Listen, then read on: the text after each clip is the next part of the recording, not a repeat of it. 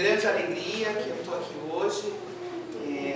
Tenho muito carinho mesmo por esses convites que são feitos para mim, através do Rafael, da Sandra. Eu encaro isso com muita responsabilidade e eu costumo dizer que eu tenho a síndrome da impostora, né? As pessoas às vezes acreditam mais em mim do que eu mesma, mas eu quero dizer para vocês, assim, de antemão, que é com muito carinho mesmo, muita responsabilidade que eu me disponho a vir aqui conversar com vocês, tá? Eu vou falar hoje para vocês a respeito da filosofia, tá? Eu pretendo não ficar alçando voos na filosofia acadêmica, a filosofia como ciência puramente dita, né? Eu quero trazer a filosofia para perto da nossa doutrina, do espiritismo, na análise, e também na filosofia do dia a dia da nossa vivência, né? Então eu vou traçar alguns paralelos, mudar datas, citar nomes, mas eu não quero me prender a isso, porque é isso que faz a filosofia, às vezes, fazer as pessoas terem um pouco de preconceito até, por que não? De achar que é uma coisa enfadonha, que é uma coisa muito elitista, quem tem tempo de pensar não tem tempo sobrando. Eu quero trazer a filosofia mesmo para dentro do espiritismo, para dentro da nossa doutrina, tá? Para começar, o espiritismo, ele tem o tríplice aspecto, ele se diz baseado em três bases muito fortes, que é a ciência, né? A filosofia propriamente dita e a fé raciocinada. Que na fé raciocinada, alguns dizem, associam a religião, né, e a moralidade. Então, hoje eu quero ressaltar a filosofia, né? Para quem não sabe, a palavra filosofia vem do grego philo, sofia. Philo é amor e sofia é sabedoria. Então já começa pensando as palavras, né? O que significa filosofia? Ela significa amor ao conhecimento, à sabedoria, ao entendimento, né? Então já começa com a palavra amor, né? Já é uma coisa boa, porque só pode, tudo que começa, que tem a coisa do amor, que tem a coisa da sabedoria, só pode ser uma coisa muito boa, né? Ela tem início ali na Grécia, o berço da filosofia em si é ali na Grécia. Mas isso não quer dizer que os seres humanos não têm uma faculdade de pensar, não têm a busca por conhecimento. Se há uma evolução ao longo da história da humanidade, é porque se pensou, é porque se refletiu, é porque se permitiu ver as necessidades e buscar resolver essas necessidades.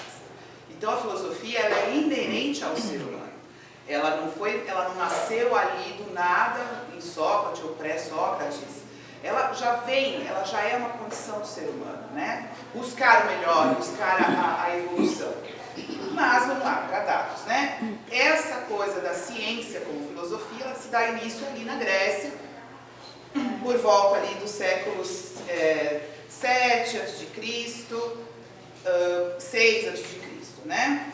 E os gregos começaram a fazer esse exercício, né, da filosofia, justamente buscando conhecimento, buscando melhorias, tentar entender de forma racional, sem muitos mitos, os acontecimentos da vida, as coisas do mundo, observando o céu, estrelas, comportamento humano. Então é uma inquietação que dá origem à filosofia. A filosofia ela é uma coisa que move o ser humano, né? E durante a história, desde então, temos os pós-socráticos, temos filósofos modernos, a filosofia se tornou uma ciência acadêmica. Eu ouso dizer que a filosofia ela dá origem às demais ciências, né? Porque foi através dessa busca pelo saber que surgiu a medicina, a engenharia, a psicologia, tantas outras ciências começam a surgir justamente por essa inquietação. Vamos explicar as coisas, como que isso acontece, né? Tanto nas coisas materiais como nas coisas psicológicas, né? Como na parte comportamental da sociedade. E não é à toa também que a Grécia, né, é o berço do que a gente chama de democracia, de cidades, né, de tudo isso que envolve o movimento humano, né?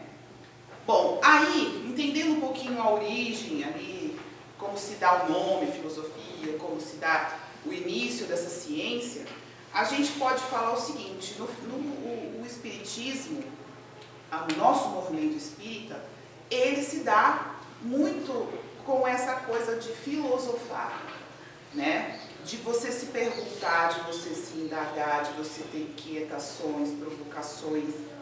E se você pegar o Evangelho segundo o Espiritismo, na introdução, logo na introdução, no capítulo, no item 4, tem lá Sócrates e Platão, discípulo, precursores da ideia cristã e do Espiritismo. Aí você vê que antes de Cristo, antes mesmo de Jesus, já tinha essa coisa do pensamento e o Espiritismo leva isso muito em consideração. Para o seu surgimento, para a sua estabilização, para o seu propagar, vamos dizer assim, né? O que tem lá?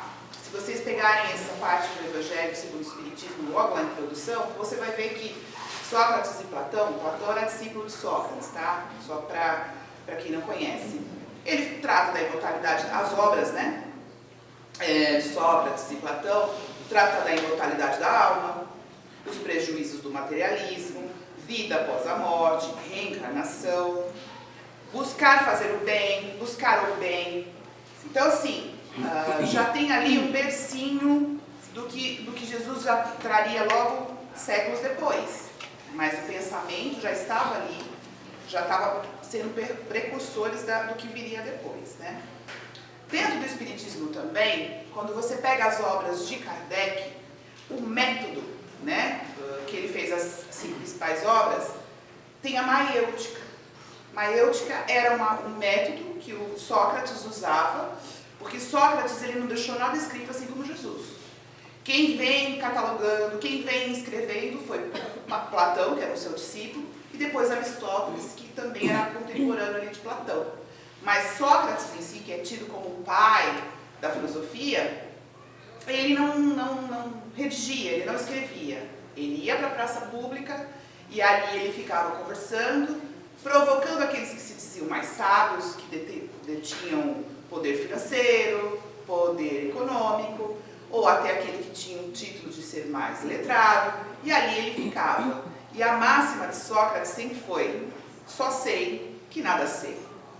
Só as pessoas inteligentes, né, que buscam a sabedoria, elas admitem isso. Só sei que nada sei, e é por isso que eu vou buscar o entendimento, a melhoria do meu conhecimento. E a maiêutica, voltando a esse método, eu vou ler porque fica mais...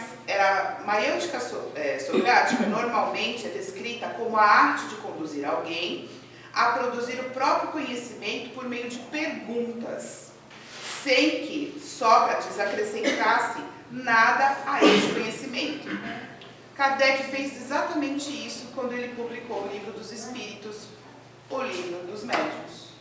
Ele indagou. Tanto que esses livros são colocados com questões.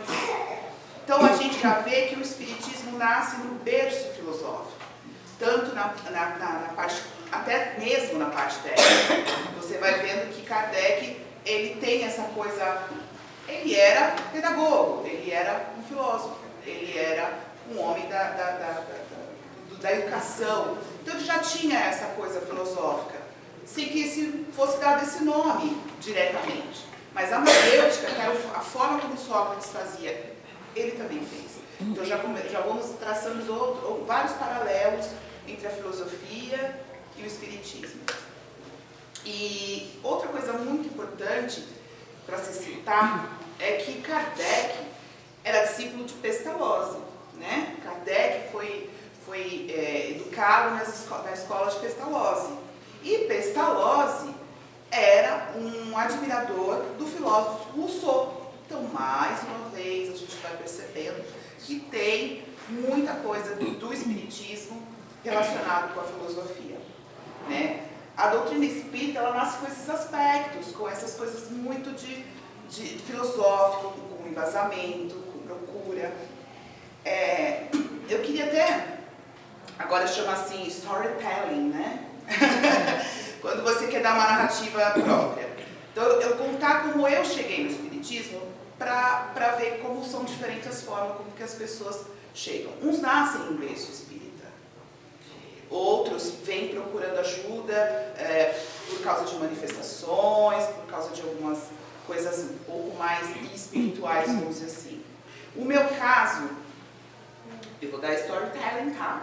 O meu caso foi assim, nasci em uma família católica, não muito praticante, fazia o sacramento, frequentava uma missa de domingo, tal. E eu tinha muitas perguntas. Por exemplo, você vê uma criança que já nasce com uma deficiência, por quê? Você vê uma pessoa que você conhece ali no seu convívio, uma pessoa super bacana, super gente boa, que sempre está sofrendo, que está... E várias outras perguntas surgiam ali na minha cabecinha de 11, 12 anos, né?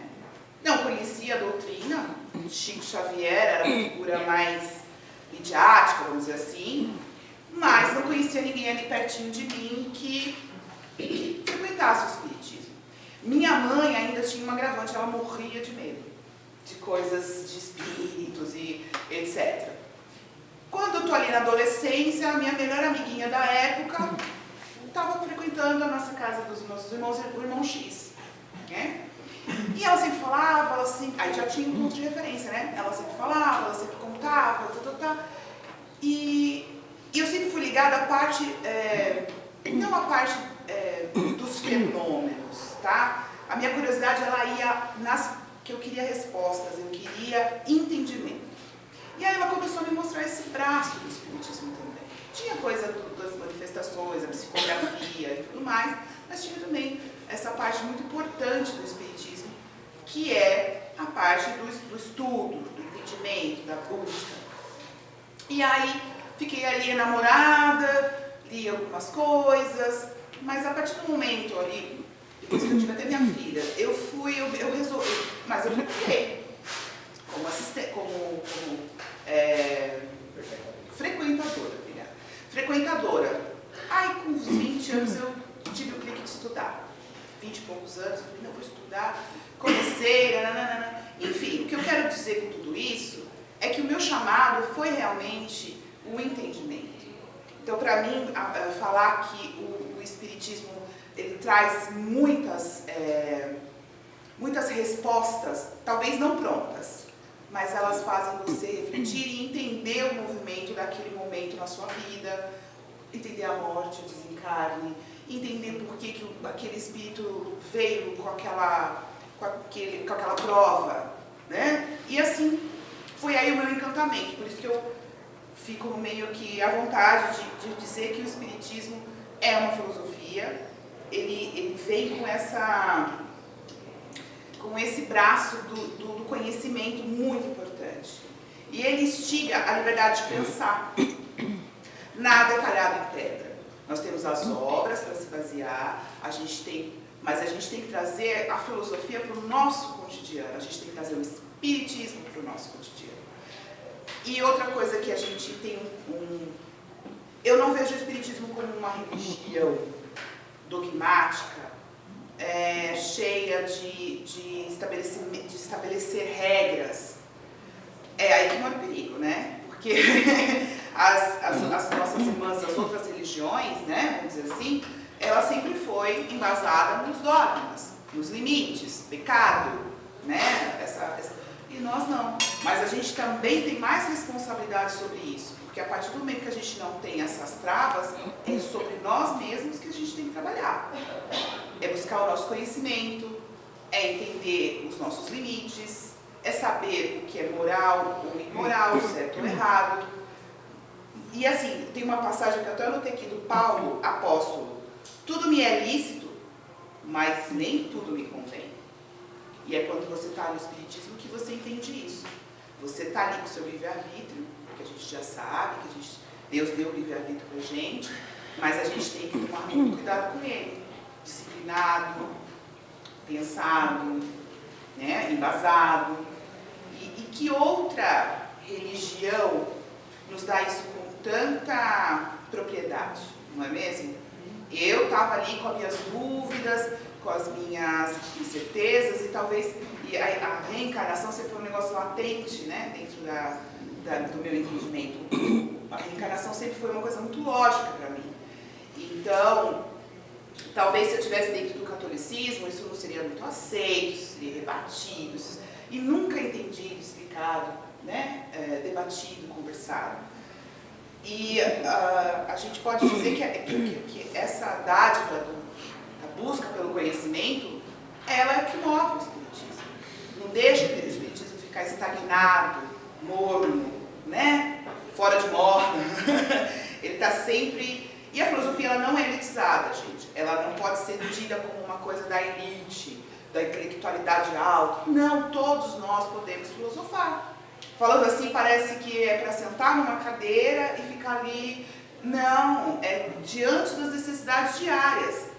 A gente tem feito tudo no automático. Tudo. Tanto que quando você vê no noticiário assim, o paizinho, a mãezinha esqueceu o filho do carro. Por quê? Porque ligou o piloto automático. Ou qualquer coisa que sai dessa linha, a pessoa se perde, a pessoa se esquece. Então, a partir do momento que você começa a pensar no seu dia a dia, na forma como você está fazendo as suas coisas, na forma como o problema se apresenta, o que eu devo fazer? É assim mesmo? Como que eu posso melhorar? Como é que eu posso refazer essa coisa? As perguntas a si mesmo, as perguntas, ou buscar conhecimento técnico que seja, ou buscar conhecimento fora daquilo, é uma forma de filosofar. E a gente tem que aumentar isso na nossa vida. E dentro do Espiritismo, quando a gente está nos nossos perrengues diários, o que a doutrina me diz sobre isso? O que isso quer me ensinar? O que isso está querendo me levar para onde? Por quê? Para quê? Essas são as perguntas, essas são as coisas que a gente tem que estar sempre trazendo para a nossa vida, no nosso cotidiano mesmo.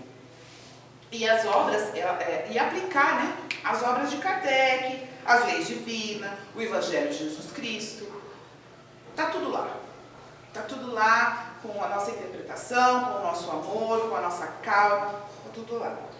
Quando você começa a fazer esse tipo de indagações, quando você começa a abrir as suas perguntas, as coisas começam a clarear, o preconceito começa a cair, você começa a aceitar o diferente, o outro. Por que fulano é assim? Por que ciclano é assim? Qual é a história? Qual que é daquele povo? Qual que é daquela raça? Qual que é daquela religião? A gente, quando começa a abrir a mente para o pensar, para o conhecimento, uma das primeiras coisas que cai é o preconceito. Porque você se abre ao diferente, você não precisa pensar igual, mas você precisa respeitar, você precisa entender, você precisa dialogar, né? Então, mais uma coisa que requer muito trabalho, e a filosofia, ela está intrinsecamente ligada à lei do progresso, que é uma lei divina que diz pra gente assim: sucessivas encarnações, é a lei do progresso, que faz com que o espírito gradativamente nas dimensões intelectual e moral. Exercer a filosofia com amor é que levará à nossa perfeição. A gente está diante hoje do mundo tecnológico. Na nossa história da humanidade, nós estamos aí à beira da inteligência artificial. Hoje nós temos muitos avanços tecnológicos em todos os campos. Né? A gente tem internet, a gente tem na parte da medicina, na parte de todas a engenharia, a gente está muito tecnológico. Mas o ser humano evoluiu moralmente? Será que nós estamos... Quando Kardec fez as obras lá, quando ele fez a parte todinha da doutrina, né, que ele codificou o Espiritismo, será que nós mudamos muito? Será que esses 200 anos a gente evoluiu moralmente? E é aí que a filosofia entra de novo. Porque a filosofia, ela tanto instigou o ser humano a evoluir nas ciências, propriamente dita, mas a filosofia também pode nos ajudar a evoluir moralmente, a olhar muito nitidamente para os nossos atos, para as nossas angústias, para as nossas deficiências morais. Então, hoje todas as as linhas espiritualistas estão dizendo que nós estamos passando por uma transição planetária. Nós também, no Espiritismo, a gente acredita que nós estamos passando por uma transição planetária. Que nós estamos deixando o planeta de provas e expiações para ingressar no mundo de regeneração. Mas será que nós estamos moralmente preparados? Será que a nossa vibração moral vai ser contingente com essa da regeneração? Filosoficamente falando de novo, vamos perguntar cada um individualmente no seu íntimo, né? Então, entra de novo a filosofia aqui. Vamos se perguntar sempre o que nós estamos fazendo para melhorar a nossa sociedade, a nossa do micro para o macro, né? O que a gente está fazendo ali na nossa casa, na nossa comunidade, na nossa filosofia religiosa, né, no caso. E assim a gente vai vendo. A gente está se falando muito e está muito passivo. Talvez fosse a hora da gente também perguntar qual é o nosso papel, né? E em que lugar nós estamos nessa linha do tempo, né? E aí a gente entra de novo nessa coisa do indivíduo comum. O indivíduo comum somos nós não somos pensadores, aí a gente não está em grandes mídias, a gente não é professor universitário, a gente não está elitizado, né? Vamos dizer assim, a gente está aqui no povão, a gente está aqui, a gente tem que fazer filosofia sim. A gente tem que pensar, a gente tem... Se gostar muito, lógico, vamos embora, vamos ler mais o Kant, vamos ler Nietzsche, vamos ler Sócrates, Platão, vamos pegar os contemporâneos agora, Karnal, Sérgio Cortella, Pondé, óbvio, se gostar do assunto, quiser ir para essa coisa mais aprofundada, ótimo, beleza, sensacional, faz parte do conhecimento, mas a gente tem que praticar a filosofia na nossa vida, né? Pensar antes de agir é uma forma de filosofia. Puxando um pouco o peixe para minha frigideira, a gente pode falar dos nossos pequeninos, né? Das nossas crianças. As crianças já nascem com um ímpeto filosófico. As crianças... E parece que cada geração que vem, ela vem com esse botãozinho mais latente. Não é? E o que a gente faz? A gente, como adulto, tutor, pai, professor, vovô, vovó, tio, titia, o que a gente faz? Aquela idadezinha ali entre 3 e 4 anos é a idade mais filosófica. Por quê? Pra quê? E a gente tende a fazer, por que não? Pra quê? Não faz, tá errado. Não, vamos dialogar com essas crianças, vamos buscar entendimento para acompanhar, dar respostas que condizem com a idade. É treino, é difícil, não é fácil, mas é possível, né? Eles ainda não... Eu percebo pela minha filha que tem 20 anos, né? Então eu posso falar um pouquinho aqui dessa parte anterior. O Google tá aí. Agora tem até a IA, né? O ChatGPT. Tem muita coisa que ela ainda vem para mim. Coisas técnicas até. Então, assim, eles têm aí servidos a bandeja as informações. Mas eles querem da gente, eles ainda têm a gente como referência. Então é importante quando uma criança, independente do vínculo que você tenha com a criança, se é filho, se é sobrinho, se é neto, se é o vizinho, tenta incentivar essa pergunta, essa coisa do perguntar e você responder. E fazer ele pensar. A gente tem isso, né, Lili? Às vezes as crianças, elas são... até a adolescência continua. A adolescência ainda é um perrengue maior, porque eles são provocadores, né? Eles são filosóficos e provocadores. Então, incentivar esse negócio do porquê. Mas e por quê? Por que eu não posso matar para eu me defender?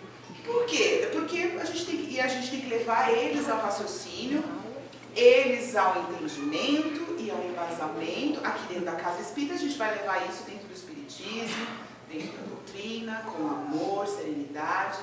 No nosso dia a dia, como a gente não pode ficar confrontando se não é do nosso seio, né? A gente vai tentar explicar com as leis da ciência, com as leis divinas, com as leis da moral, com as leis dos homens, né? Então, dá trabalho? Dá. Mas as crianças, é dela. Por isso que é inerente ao ser humano, eu acho. Essa coisa do buscar. Por isso que nós andamos tecnologicamente e até moralmente, de certa forma, né? Porque não dá para comparar a Idade Média com o de hoje, alguma coisa a gente melhorou. Então, assim, é legal você cultivar isso nos pequenos, não banalizar isso na adolescência. E aqui a gente estava falando de Google, ChatGPT. Informação não é conhecimento. Informação é um dado. O que você vai fazer com a informação é que é conhecimento. Então, assim, o que leva ao conhecimento? A coisa do intelectual e do moral. Por exemplo, a bomba atômica. Quando se descobriu ali a coisa do atômico, ninguém estava pensando na bomba. Talvez estava pensando num aparelho para melhorar a saúde, talvez estivesse pensando numa coisa um pouco mais prática, mas a mente humana pegou uma super descoberta e levou para o lado crítico, né? Não vou entrar aqui em juízo de valores, porque guerra é um negócio muito complicado, mas a bomba atômica matou milhares. Então, assim, o conhecimento é diferente da informação. Então, assim, hoje você tem informação onde você quiser. Ela está aí disponível na internet, no dia a dia, né? O ChatGPT te dá um texto. Minha filha mesmo me viu fazendo, por que você não joga no ChatGPT? Eu falei, não. Não, por que eu vou jogar no ChatGPT? Não, eu nem baixei esse negócio, nem sei como funciona. Mas, enfim, é isso que a gente tem que pôr em mente. A informação pipoca. Você sabe qualquer coisa de qualquer lugar do mundo, de qualquer época, de qualquer situação. Mas o que você faz com isso? O conhecimento é diferente do que você tem informação. E eu queria falar isso para as crianças, ressaltar muito isso, porque eles vivem nessa era. Eles vivem na era da informação, borbulhando. A gente tinha que ir na Barça, a gente Delta Larousse, na Biblioteca Municipal, comprar o almanaque anual. Hoje não, é um clique. E a informação está ali. O que eles vão fazer com ela? E aí a gente tem que direcionar para eles buscarem conhecimento, como dizia o ET lá, né, que aparecia, hoje conhecimento. Vai buscar o conhecimento, tá? E essa coisa do conversar, muita gente vai falar assim, não tenho tempo. Mesa de jantar, carro, né? Quando a criança está lá atrás, é um lugar ótimo para você incentivar a criança a perguntar, a falar, a botar as coisas, porque saem pérolas maravilhosas. O jantar, um dia que você vai no parque, o caminho da escola, não tem hora, não tem lugar, né? Eu acho que a gente tem que incentivar a criança a ser, sim, muito questionadora, muito provocativa, né, no sentido, e aí a gente vai tentando trazer isso não deixar isso enfraquecer conforme a gente vai crescendo. A sociedade em si, ela não te impulsiona a pensar. A gente vive num mundo moderno, vamos falar aqui do Ocidente, capitalista, todo mundo tem boleto para pagar. A gente não tem, teoricamente, tempo para ficar filosofando, pensando, coisas muito, como vamos dizer assim, muito além daquilo do nosso dia a dia, né? A gente está preocupado com a escola do filho, o carro para consertar, manter o emprego, fazer tudo isso de uma forma honesta, sim, mas a gente não está acostumado a se questionar, a botar à prova aquilo que já está meio que imposto para a gente, né? E a doutrina espírita é maravilhosa. Ela já tira uma parte dessa coisa pra gente, que é a parte do espiritual, ela já tira essa coisa do dogmático. Ela nos permite pensar. O espiritismo nos permite procurar conhecimento, evolução, né?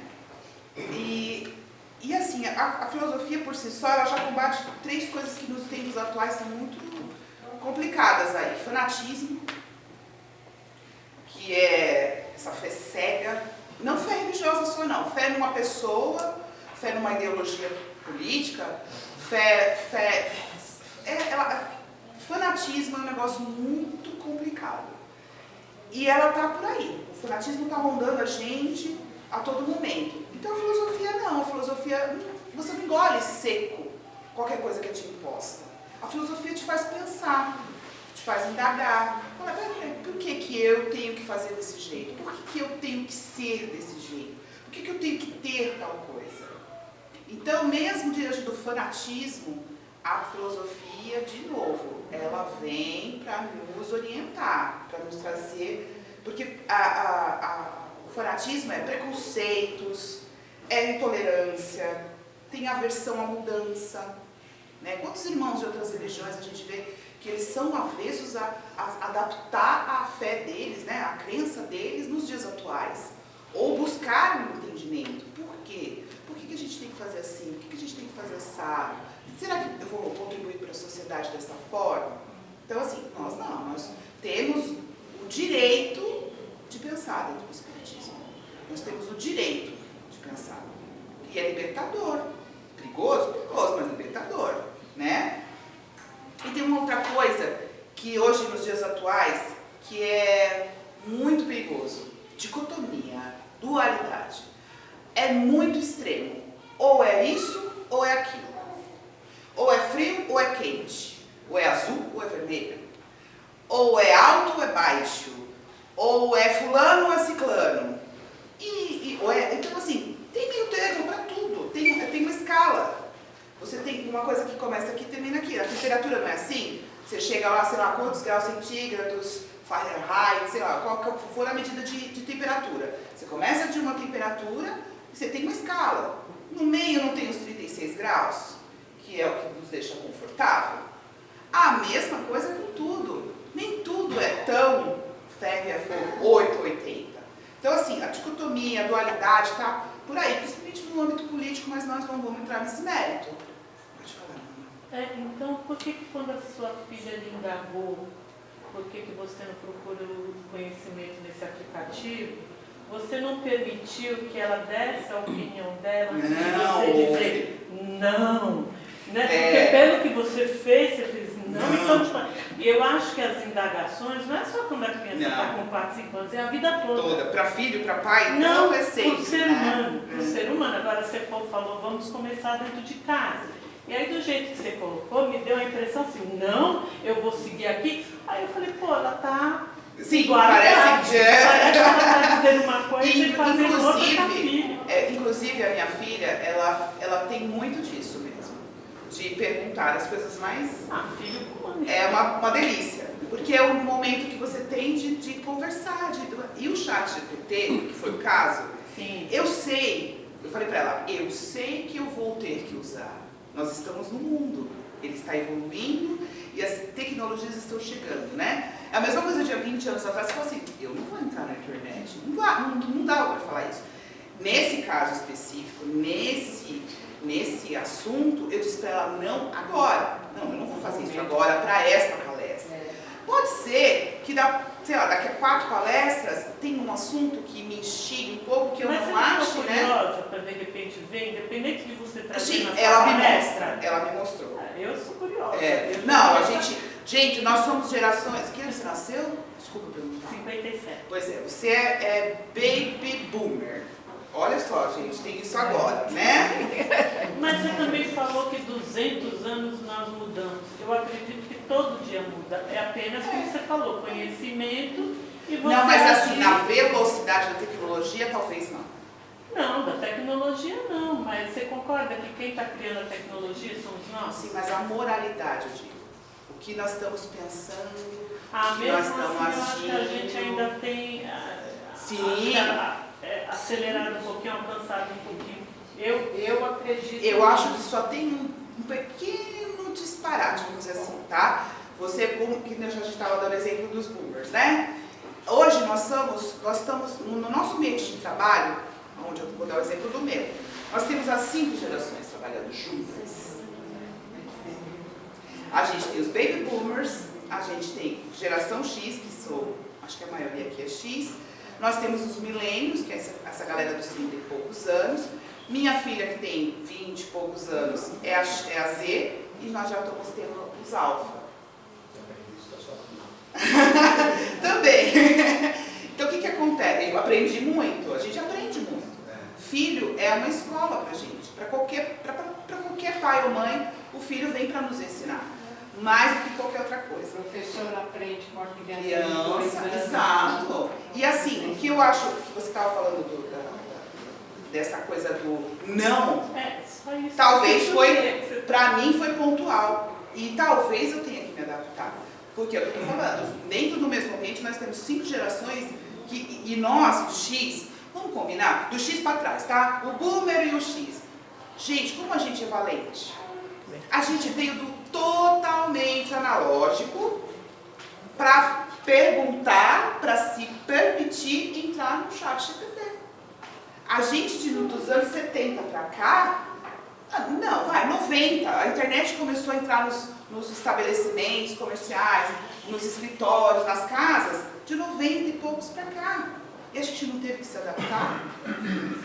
A gente não sofreu pra caramba, gente. Né? A gente não perguntou pros millennials e pros exaustivamente como baixar uma rede social, como procurar outra coisa, como instalar tal coisa, como ouvir tal coisa. Os streams estão aí, eu já brinquei aqui anteriormente que a gente tinha, sei lá, 8 canais, hoje nós temos streams que você vai dormir e não assiste um filme de tanto poder de escolha que você tem. Então nós estamos, olha como nossa geração, essas 5 gerações, elas estão aqui na maratona, correndo, né? Correndo para tirar a diferença, correndo para entender, estão baixando um monte de estigmas sociais e a gente está assim, com medo de parecer o cara fora de moda, o cara desatualizado e a gente tentando colocar em caixinha, não tem mais caixinha, a gente não tem mais onde colocar as coisas estão totalmente abertas, na verdade. A gente não pode olhar um indivíduo e dizer isso, aquilo, aquilo outro. Não, é um conjunto de coisas que não rotula. Melhor não rotular, respeita a caixinha. Não vamos pensar, sabe, assim, né, tudo, gênero, cor, tudo. A gente não pode mais colocar ninguém em caixinha, porque é o ser humano. A gente tem que olhar o todo como ser humano, filho de Deus, o nosso próximo, né, e seguir, né. Então é isso que eu estava falando da dicotomia, da coisa da dualidade. Ninguém é totalmente mal, ninguém é totalmente bom. Nós ainda estamos aqui na caminhada, né? Tem Jesus ali, ó, como perfeição. 2 passos para frente, 1 para trás. 2 passos para frente, 1 para trás. Não é assim? Então, e aí eu queria dizer, dar como é que vamos dizer assim, uma dica, sei lá, da filosofia na prática, né? Nós somos incentivados a se filosofar. Está tendo um movimento entre a juventude que se chama estoicismo, tá? Também estoicismo é um braço da filosofia antiquíssimo, também século 3, 4 ali depois antes de Cristo. E o estoicismo ele é muito bacana porque ele fala assim, aquilo que não dá para mudar, deixa ali, vamos focar no que dá pra gente fazer? O estoicismo basicamente é isso. A gente às vezes perde tanto tempo batendo a cabeça numa situação que a gente sabe que não vai conseguir deixar aquilo naquele momento, ou não vai mesmo nunca. E a gente fica perdendo tempo, energia, soltando blasfêmia, né? Dando murro em ponta de faca. É como não muda uma pessoa. Né? Exato. Então o que a gente vai fazer? Vai mudar o nosso jeitinho de lidar com a pessoa, não é assim? Então o estoicismo, que é uma linha filosófica que a juventude está achando agora, e aí eles estão falando muito isso, tipo assim, o que não tem remédio, entendeu? E foi um nicho da filosofia muito legal do estoicismo, né? Que era isso de você. E olha como que tem a ver com o espiritismo. A gente acha que não, mas tem. Gente, o espiritismo é fonte, tá? Filosofia espírita, vamos colocar isso na cabeça, é fonte. É fonte de conhecimento, é fonte de tudo isso. Então, o estoicismo é aquilo lá, pratique a aceitação das coisas que não podem ser mudadas e concentre-se em agir onde é possível fazer a diferença. O espiritismo, ele diz assim, cultive a empatia, a compreensão para com os outros, reconhecendo a importância da caridade e do amor ao próximo. Então, elas meio que andam juntas, esse pensamento estoico com um bebe na fonte no caso, o espiritismo bebeu nessa fonte da filosofia, e a gente vai moldando, né? E aí, eu queria terminar dando aqui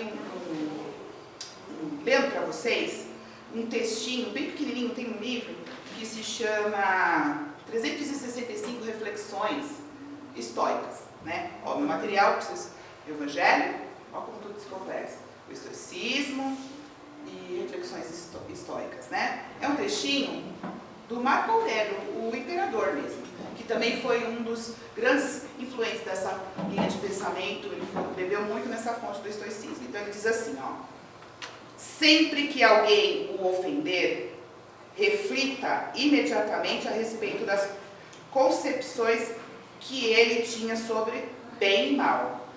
Uma vez que você enxergar onde está o erro, terá pena e não ficará surpreso ou zangado. Na verdade, talvez você até mesmo considere equivocadamente como boa as mesmas coisas que eles. Seu dever então é perdoar. E se você parar com essas ideias falsas de bom ou mal, estará mais disposto a perdoar. Isso é muito espírita. Não é? Isso é muito espírita. Porque aqui, nesse texto aqui, a gente vê aqui a confrontação da gente olhar o quintal do outro, olhar os defeitos do outro, e aí a gente tirar nossas próprias conclusões a respeito daquilo. E analisar não é julgar. Analisar é olhar com amor, tentar compreender por que o outro te falou aquilo, por que o outro pensa daquele jeito. Qual é a história? A gente não escuta muito? Respeita a minha história? Respeita a história. As pessoas passou por alguma coisa que você não passou e vice-versa. Então, vamos refletir, vamos filosofar, vamos beber na fonte dessa doutrina maravilhosa que é o Espiritismo, que é uma filosofia. Não dá para dizer que é religião, porque nós não temos dogmas, nós não temos rituais, respeitamos todas as outras que têm esse entendimento, que têm essa forma de pensar. E assim, o Espiritismo, ele tem resposta para muitas perguntas. Porque talvez tenha sido disponibilizado para a gente apenas aquilo que a gente está preparado para entender.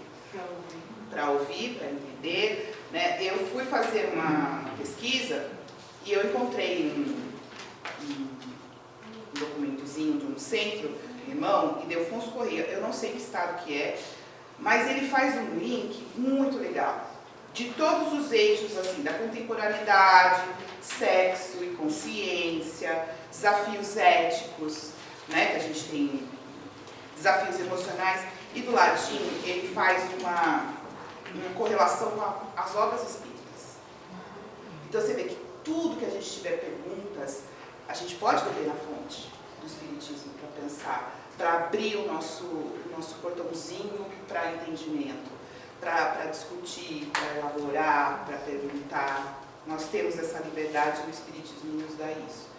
Então eu queria terminar com isso. A filosofia é isso, joga a sementinha da pergunta, sai correndo, né? Ou não, fica lá esperando para discutir, para indagar, para fazer isso, né, que você fez, perguntar e observar a resposta, analisar a resposta. Isso é filosofia. O que você praticou é filosofia. Não tem como eu me ofender ou eu ficar incômodo. Não. Você está entendendo? E vai me trazendo mais jeito de pensar sobre as coisas. E vai aprendendo. E vai aprendendo. Ninguém é tão sábio que não. Só sei que nada sei, só que você já disse. Então, pessoal, muito obrigada pela atenção de vocês. Era isso que eu tinha para passar.